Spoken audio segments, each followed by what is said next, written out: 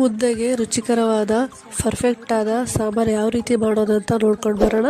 ಅದಕ್ಕಿಂತ ಮುಂಚೆ ಇದೆ ಮೊದಲ ಬಾರಿಗೆ ನಮ್ಮ ಚಾನಲನ್ನು ನೋಡ್ತಾ ಇದ್ದರೆ ಪ್ಲೀಸ್ ಲೈಕ್ ಮಾಡಿ, ಶೇರ್ ಮಾಡಿ, ಕಾಮೆಂಟ್ ಮಾಡಿ.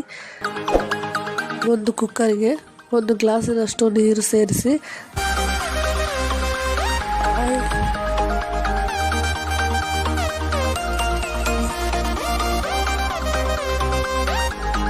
ಈ ರೀತಿಯಾಗಿದ್ದರೆ ಪರ್ಫೆಕ್ಟ್ ಬೆಂದಿದೆ ಅಂದರ್ಥ. ಇದಕ್ಕೆ ಸಾಂಬಾರ್ ಪೌಡರ್, ಬೇವು, ಈರುಳ್ಳಿ ಮತ್ತು ಸಾಸಿವೆಯನ್ನು ರೆಡಿ ಮಾಡಿಕೊಳ್ಳಿ.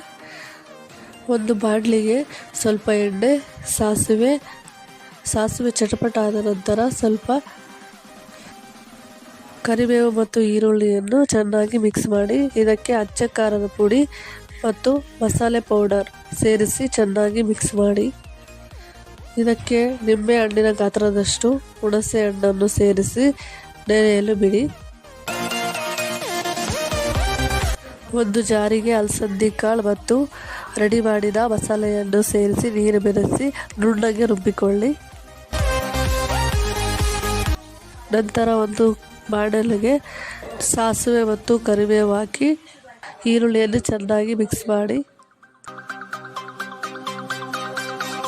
ನಂತರ ಬೇಯಿಸಿಟ್ಟ ಅಲಸಂದಿ ಕಾಳನ್ನು ಸೇರಿಸಿ ಮತ್ತು ರುಚಿಗೆ ತಕ್ಕಷ್ಟು ಉಪ್ಪು ಮತ್ತು ಕೊಬ್ಬರಿ ತುರಿಯನ್ನು ಹಾಕಿ ಮಿಕ್ಸ್ ಮಾಡಿ.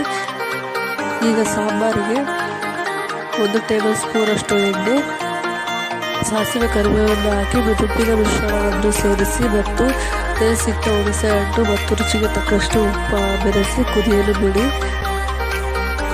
ಈಗ ಸಾಂಬಾರು ರೆಡಿಯಾಗಿದೆ. ನೀವು ಟ್ರೈ ಮಾಡಿ ಹೇಗೆ ಬಂತು ಅಂತ ಕಾಮೆಂಟ್ ಮಾಡಿ. Thank you for watching. Please support ಮಾಡಿ.